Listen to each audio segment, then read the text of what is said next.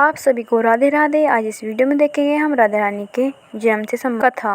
औरतों ने कहा कि तुम भी बरसाना चलो, राधा रानी बड़ी दयालु है, तुम्हारी गोद जरूर भर देगी। वह स्त्री कई महीनों से घर से बाहर नहीं निकली थी, इसलिए उसके पति और सास ने भी उसे जाने की आज्ञा दे दी। बस उसने मन में ठान लिया कि राधा रानी मेरी गोद जरूर भरेंगी। जिस दिन उसे जाना था उसी दिन उसके पैर में चोट लग गई, चला भी नहीं जा रहा था। फिर भी वह स्त्रियों के संग यात्रा पर चली गई। सारे रास्ते राधा कृष्ण जी का जाप कीर्तन करती हुई गई और बरसाना पहुंचकर नहा धोकर राधा जी के मंदिर में जाने के लिए तैयार हुई। राधा जी के महल में जब जाते हैं तो ऊपर बहुत सी सीढ़ियां चढ़नी पड़ती है। रमा जैसे ही सीढ़ियां चढ़ने लगी तब वह स्त्रियों से बोली कि तुम लोग आगे आगे चलो, मैं धीरे धीरे सीढ़ियों से आ रही हूं।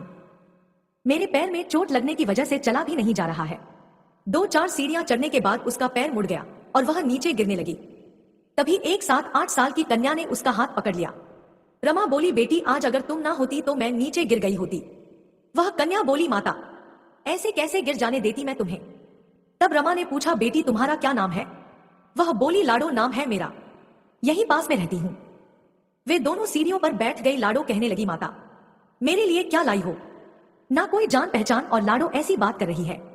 फिर रमा ने कहा, लाडो मैं कल तुम्हारे लिए कुछ ना कुछ लेकर अवश्य आऊंगी, तुम्हें क्या पसंद है।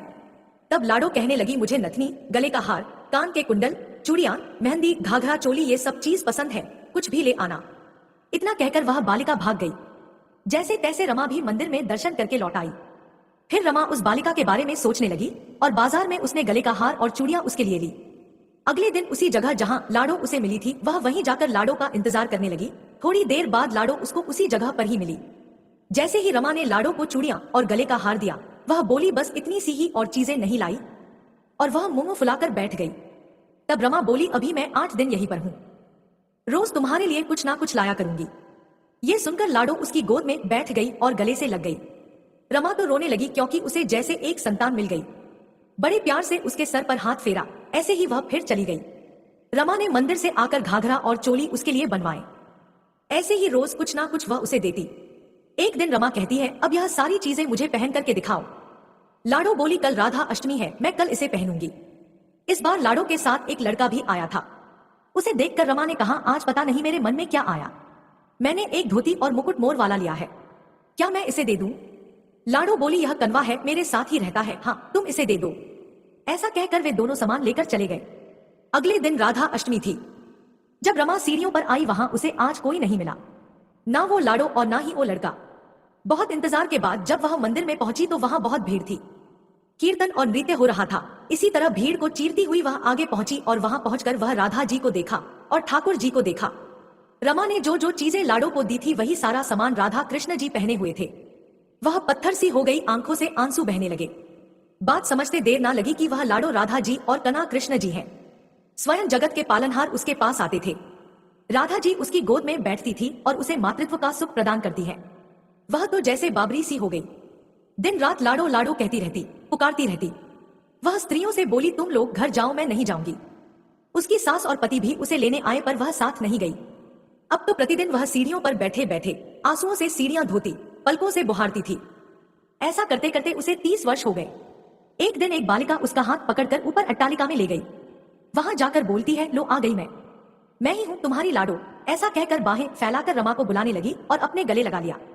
उस दिन रमा ऐसे गले लगी कि इस पार्थिव शरीर को छोड़कर सदा के लिए अपनी लाडो के पास चली गई। बोलिए श्री राधा कृष्ण भगवान की जय, बोलिए श्री बरसाने वाली की जय। एक बार नारद मुनि ने पृथ्वी लोक पर राधा नाम की महिमा सुनी और सुना कि वह श्री कृष्ण की सबसे बड़ी भक्त है। नारद जी को लगता था कि वह श्री हरि के सबसे बड़े भक्त है। अपने मन की शंका का निवारण करने के लिए नारद जी श्री कृष्ण जी के पास गए। श्री कृष्ण जी तो अंतर्यामी है, समझ गए कि नारद जी के मन में क्या शंका चल रही है। श्री कृष्ण जी ने सोचा, नारद जी को राधा रानी के प्रेम और भक्ति का अनुभव करवाना ही पड़ेगा। जब नारद जी श्री कृष्ण जी के पास आए तो श्री कृष्ण अपना सिर पकड़कर बैठे थे।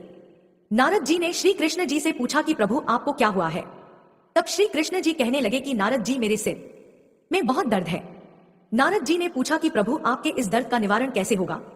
तब श्री कृष्ण जी ने कहा कि अगर कोई मेरा सच्चा भक्त अपने चरणों को धोकर उसका चरणामृत मुझे पिला दे तो मेरे सर का दर्द ठीक हो जाएगा।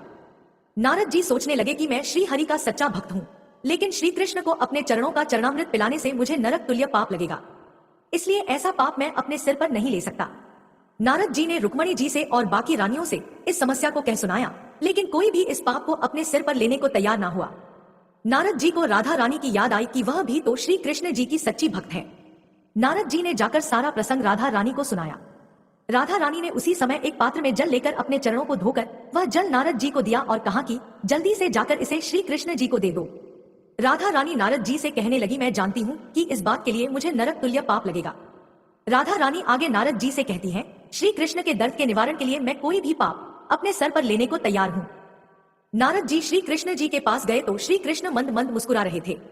अब तक नारद जी समझ गए थे कि राधा रानी श्री कृष्ण से निश्चल प्रेम करती है और उनकी सबसे बड़ी भक्त है, तथा श्री कृष्ण यह सारी लीला मुझे यह एहसास कराने के लिए ही रची थी। बोलिए श्री राधा कृष्ण भगवान की जय।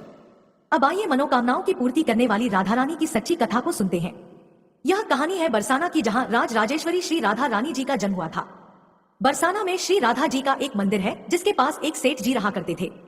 सेठ जी बहुत ही संपन्न थे, क्योंकि उनके पास सब कुछ था, आलीशान दुकान, भव्य भवन, 3 बेटे और 3 बहुएं।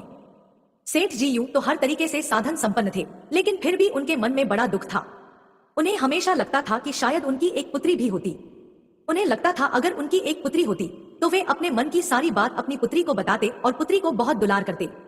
कुछ समय पहले ही सेठ जी की पत्नी का देहांत हो गया था, इसलिए सेठ जी बहुत अकेलापन महसूस करते थे।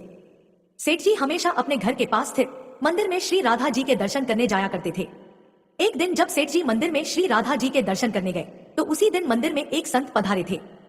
सेठ जी को कुछ उदास देख संत ने सेठ जी से पूछा, उदास क्यों हो बेटा? सेठ जी बोले, महाराज मेरी कोई बेटी नहीं है, इसलिए मैं उदास हूं। संत मुस्कुराए और बोले, यदि जीवन में किसी का अभाव है तो उसकी जगह भगवान को बिठा लेना चाहिए। सेठ जी बोले, महाराज मेरे तो कोई बेटी नहीं है, तो मुझे क्या करना चाहिए? संत बोले, अरे सेठ जी, जब तुम्हें बरसाने में वास मिला है तो तुम बरसाने की बेटी श्री राधा रानी जी को ही अपनी बेटी क्यों नहीं मान लेते? संत की यह बात सेठ जी को बहुत पसंद आई। उसी दिन सेठ जी ने श्री राधा जी का एक बड़ा सा चित्र मंगवाया और उसे अपने कमरे में लगा लिया। अब तो सेठ जी का जीवन ही बदल गया। वे उठते बैठते सोते जागते श्री राधा जी को अपनी बेटी मानकर उनसे बातें करने लगे। उन्हें अपनी पुत्री को हर बात बताने में बहुत आनंद आता था। सेठ जी की राधा रानी जी में ऐसी लगन लगी कि जब भी वे दुकान जाते तो श्री राधा रानी को भोग लगाकर प्रसाद पाकर ही जाते थे। शाम को लौटते तो राधा रानी को प्रणाम करते, उनसे बातें करते और भोग लगाकर फिर प्रसाद ग्रहण करते और हर समय श्री राधे संकीर्तन किया करते थे और हर समय प्रसन्नचित रहा करते थे। जब भी सेठ जी से कोई उनका परिचय पूछता तो सेठ जी कहते, 3 बहु बेटे हैं, घर में सुख सुविधा है पूरी, संपत्ति भरी भवन में रहती नहीं कोई मजबूरी, कृष्ण कृपा से जीवन पथ में आती ना कोई बाधा, मैं बड़भागी पिता हूँ, मेरी बेटी है श्री राधा। एक दिन सेठ जी के घर में चूड़ी पहनाने वाली मनिहारिन आई। तीनों बहुओं ने बारी बारी से जाकर मनिहारिन से चूड़ियां पहन ली। श्री राधा जी को लगा कि आज हमारे पिता के घर में चूड़ी पहनाने वाली आई है तो मैं भी जाकर चूड़ियां पहन लेती हूँ। जैसे ही तीनों बहुएं चूड़ियां पहन कर गई, श्री राधा जी प्रकट हो गई। मनिहारिन ने जब राधा जी का स्वरूप देखा तो वह उन्हें देखती ही रह गई। राधा जी बोली, मुझे भी चूड़ी पहनाओ। मनिहारिन ने समझा सेठ जी के घर में कोई मेहमान आया होगा, यही सोचकर मनिहारिन ने राधा जी को भी चूड़ियां पहना दी। श्री राधा जी चूड़ियां पहनने के बाद एक ओट में जाकर अंतर्ध्यान हो गई। सभी को चूड़ियां पहनाकर मनिहारिन हमेशा की तरह चूड़ियों का पैसा लेने सेठ जी की दुकान पर चली गई। मनिहारिन को देखते ही सेठ जी बोले, घर पर चूड़ियां पहनाने गई थी, यह लो तुम्हारे पैसे। सेठ जी ने मनिहारिन को हर बार के जितने ही पैसे दिए। मनिहारिन बोली, सेठ जी इस बार मैं ज्यादा पैसे लूंगी, मैंने आपके घर में 3 नहीं बल्कि 4 जनों को चूड़ियां पहनाई है। सेठ जी बोले, हमारे घर में 3 बहुओं के अलावा चौथी तो कोई है ही नहीं जो चूड़ी पहनने वाली हो। मनिहारिन बोली, यह सब मैं नहीं जानती, लेकिन मैंने तो चूड़ी 4 को पहनाई है। सेठ जी बोले कि पहले मैं घर में पता करूंगा, बाकी के पैसे उसके बाद दूंगा। मनिहारिन बोली, ठीक है सेठ जी, आप घर में पता कर लीजिएगा। यह कहकर मनिहारिन चली गई। शाम को सेठ जी घर पर पहुंचे। उन्होंने घर में मनिहारिन के बारे में पूछा। उनकी बहुओं ने कहा कि केवल हम तीनों ने ही चूड़ियां पहनी थी। सेठ जी अपनी बहुओं से बोले, मैं भी यही सोच रहा था कि चौथा तो कोई है ही नहीं हमारे घर में जो चूड़ियां पहने। इस प्रकार सेठ जी यह बात भूल गए और अपने नित्य काम में लग गए। सेठ जी राधा राधा बोलते बोलते श्री राधा जी को प्रसाद का भोग लगाए और भोजन करके सो गए। जब सेठ जी को नींद आ गई तो उनके स्वप्न में श्री राधा जी प्रकट हो गई। राधा जी बहुत उदास थी, उनकी आंखों में आंसू थे। सेठ जी ने पूछा, बेटी उदास क्यों हो? श्री राधा जी बोली, आज मेरा मन बहुत दुखी है।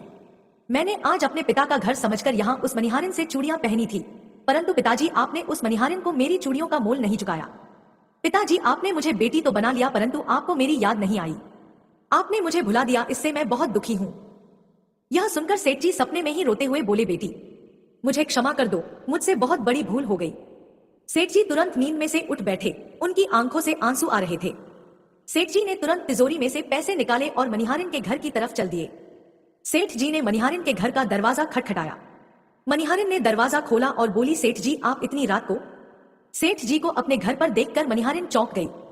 सेठ जी के नेत्रों में आंसू भरे थे। सेठ जी बोले, तुम्हारे जैसा बड़भागी कोई नहीं है। मनिहारिन बोली, सेठ जी क्या हुआ? सेठ जी बोले, मैंने राधा जी को अपनी बेटी बनाया, परंतु मैंने उन्हें कभी अपने नेत्रों से नहीं देखा, लेकिन तुमने आज उन्हीं राधा जी को अपने हाथों से चूड़ियां पहनाई है। आज तुम्हारे जितना भाग्यशाली इस धरती पर कोई नहीं है। मैं तुम्हें अपनी पुत्री की पहनी हुई चूड़ियों का मूल्य चुकाने आया हूँ। यह कहकर सेठ जी ने रुपयों से भरी हुई थैली मनिहारिन के सामने रख दी और कहा, इसमें से जो भी लेना हो वो ले लो। जब मनिहारिन ने सुना कि स्वयं राधा जी उससे चूड़ियां पहनने आई थी, तो उसकी आंखों से भी आंसुओं की धारा बह निकली। मनिहारिन बोली, सेठ जी मैं राधा रानी की चूड़ियों के पैसे आपसे कैसे ले सकती हूँ? राधा रानी तो इस बरसाने की बिटिया है और मैं बिटिया की चूड़ी के पैसे आपसे नहीं लूंगी। परंतु सेठ जी नहीं माने।